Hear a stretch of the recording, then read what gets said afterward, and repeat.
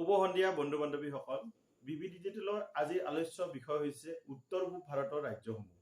আমি ইতিমধ্যে উত্তৰ পূব ভাৰতৰ ৰাজ্যসমূহৰ যিটো শিতান, এই শিতানত 4টা খণ্ডৰ বিষয়ে আলোচনা কৰিছোঁ।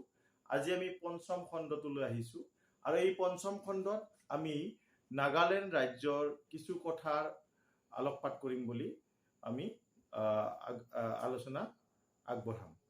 ইয়াতে প্ৰথমতে আমি চাম কি দিয়া আছে। প্ৰথম প্ৰশ্ন যেটো দিয়া আছে সেইটো চাই লম যে নাগালেণ্ড ৰাজ্যৰ মাটিকালি কিমান। ইয়াতে অপচন কেইটা চাব।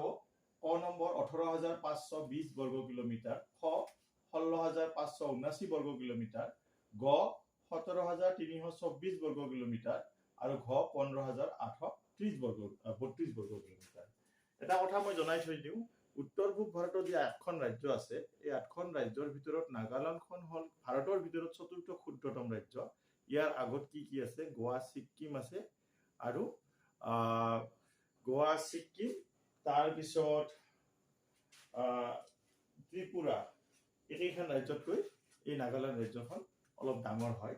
গতিকে চতুৰ্থ ক্ষুদ্ৰতম ৰাজ্য আমাৰ ভাৰতবৰ্ষৰ সেইখন হৈছে নাগালেণ্ড। আৰু সেই হিচাপত ইয়াৰ মাটিকালি শুদ্ধ যিটো অপচন, সেই অপচনটো হৈছে খ নম্বৰ অপচন। এইটো 16,579 বৰ্গ কিলোমিটাৰ। 16,579 বৰ্গ কিলোমিটাৰ এইটো। গতিকে আমি জানিব লাগিব। আমি যেনেকে আগৰ আলোচনাবিলাকত জানিছো, অৰুণাচলৰ মাটিকালি জানিছো, তাৰপিছত ছিকিম, তাৰপিছত আহিল কি মেঘালয়, ঠিক সেই একেদৰে আমি নাগালেণ্ডৰ ৰাজ্যৰ মাটিকালিটো আমি মনত ৰাখিব লাগিব। ইয়াৰ পিছত 2 নম্বৰ প্ৰশ্ন, নাগালেণ্ড ৰাজ্যৰ মুঠ জিলা কেইখন?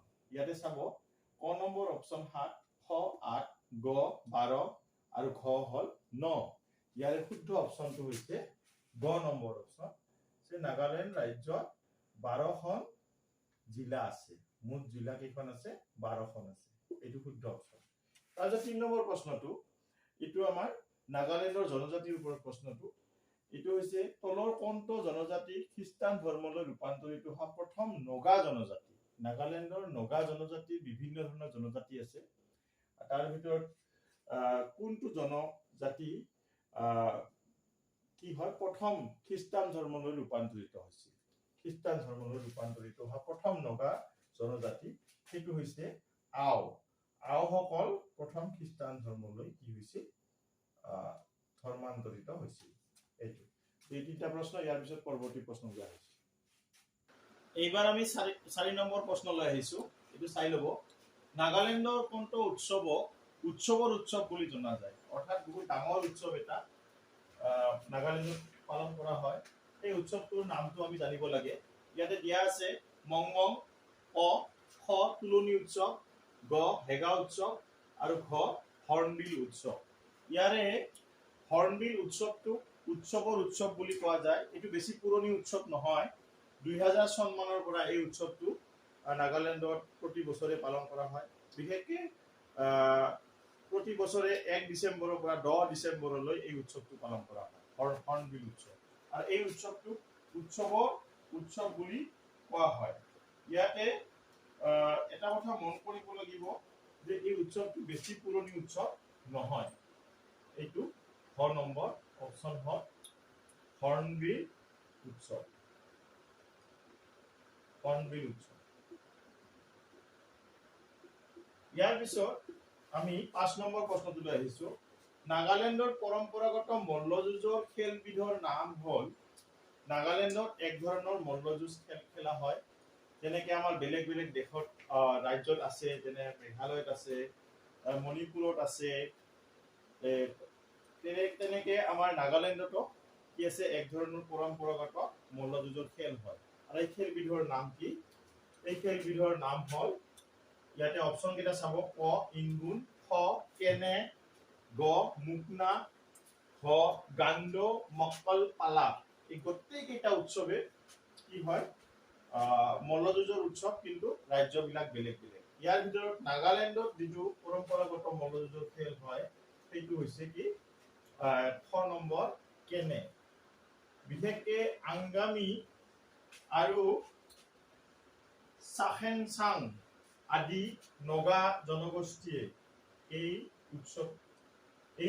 খেলবিধ কি কৰে খেলে এইটো এটা মল্লযুঁজৰ খেল চবে নেখেলে আংগামী চাখেংচাং এনেহেন ধৰণৰ জনগোষ্ঠীয়ে এই খেলবিধ খেলে আৰু 6 নম্বৰ তলৰ কোনটো সৰ্ববৃহৎ নগা জনজাতি বিভিন্ন ধৰণৰ আছে তাৰ ভিতৰত সৰ্ববৃহৎ নগা জনজাতি কোনটো এইটো হৈছে ক নম্বৰ অপচন ইয়াতে কন্যাক দিয়া আছে আৰু খ দিয়া আছে লঠা গ আংগামী গ চুমি ইয়াৰে এই ক নম্বৰ অপচনটো যিটো আছে কন্যাক বুলি বা কনিয়াক বুলিও ইয়াক জনা যায় এই জনগোষ্ঠীটো সৰ্ববৃহৎ নগা জনগোষ্ঠী হিচাপে জনা যায় সৰ্ববৃহৎ নগা জনগোষ্ঠী বন্ধু বান্ধৱীসকল এইবাৰ আমি 7 নম্বৰ প্ৰশ্নটোলৈ আহিছো তুলনি উৎসৱ কোনটো নগা জনজাতিয়ে পালন কৰে ইয়াতে অপচন কেইটা চাব ক কন্যা খ জেলিয়াং গ আংগামী আৰু খ চুমি ইয়াৰে শুদ্ধ অপচনটো হৈছে চুমি খ নম্বৰ ই এক ধৰণৰ পৰম্পৰাগত উৎসৱ আৰু ইয়াক বিশেষকৈ চুমি জনজাতিয়ে কি কৰে নগা জনজাতিয়ে কি কৰে এই উৎসৱটো পালন কৰে চুমি জনজাতীয় আৰু এইটো জুলাই মাহত পালন কৰে এই উৎসৱটো এই তুলনি উৎসৱটো জুলাই মাহত পালন কৰে ইয়াৰ পিছত আছে লঠা জনজাতিয়ে পালন কৰা উৎসৱটো হৈছে চেক্ৰেনেই উৎসৱ অ খ হেগা উৎসৱ গ টখু ইমং আৰু ঘ এটাও নহয় ইয়াৰে শুদ্ধ অপচনটো হৈছে টখু ইমং এই টখু ইমংটো এক ধৰণৰ ধন্যবাদ সূচক উৎসৱ আৰু শস্য চপোৱা উৎসৱ এইটো বিশেষকৈ নৱেম্বৰ মাহত এই উৎসৱটো পালন কৰা হয় 9 দিন ধৰি এই উৎসৱটো কি কৰে পালন কৰে এই টখু ইমং উৎসৱটো 9 দিন ধৰি পালন কৰে আৰু এইটো কি হয়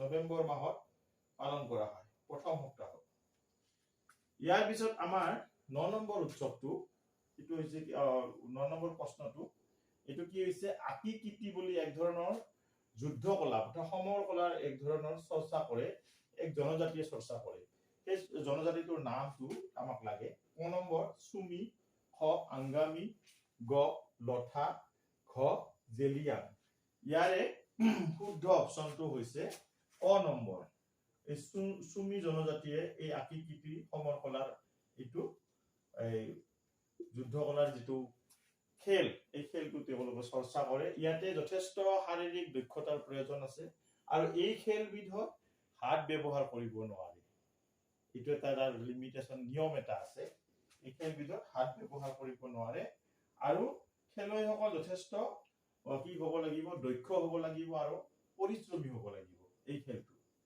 ইয়াৰ পিছত আমাৰ আজিৰ আলোচনাৰ শেষ প্ৰশ্নটোলৈ আমি আহিছো সেইটো হৈছে নাগালেণ্ডৰ সৰ্ববৃহৎ জিলাখনৰ নাম কি ইয়াতে অপচন কেইটা চাব ক পেৰেন খ ডিমাপুৰ গ টুৱেনচাং আৰু ঘ কহিমা ইয়াৰে শুদ্ধ অপচনটো হৈছে গ নম্বৰ অপচন এইটো হৈছে কি টুৱেনচাং জিলাখন নাগালেণ্ডৰ আটাইতকৈ ডাঙৰ জিলা মাটিকালিৰ ফালৰ পৰা আটাইতকৈ ডাঙৰ জিলা টুৱেনচাং গতিকে এইখিনিয়ে আৰু আমাৰ নাগালেণ্ডৰ লগত জড়িত কিছু কথা হয়তো আমাৰ ৰৈ যাব পাৰে আমি পৰৱৰ্তী আলোচনাত আমি দিয়াৰ কাৰণে চেষ্টা কৰিম গতিকে আজি এই 10টা প্ৰশ্ন আলোচনা কৰিলো নিশ্চয় আপোনালোকৰ ভাল লাগিছে যদি ভাল লাগে তেতিয়া লাইক শেয়াৰ কমেন্ট কৰিব নাপাহৰিব আৰু মোৰ চেনেলটো যিবিলাকে সাবস্ক্ৰাইব কৰা নাই তেওঁলোকক মই অনুৰোধ জনাও যে চেনেলটো সাবস্ক্ৰাইব কৰে গতিকে এনেকৈ আমি এই 5টা উত্তৰ পূব ভাৰতৰ যিটো হিতান এই হিতানৰ আমি 5টা খণ্ড আগবঢ়ালো আৰু আমি এটা বা দুটা খণ্ড ইয়াৰ লগত জড়িত প্ৰশ্ন আলোচনা কৰিম আৰু পৰৱৰ্তী পৰ্যায়ত অন্য হিতানৰ অন্য বিষয়ৰ বিভিন্ন প্ৰশ্ন আমি আলোচনা কৰিম বিশেষকৈ আমি অসম চৰকাৰৰ দ্বাৰা যি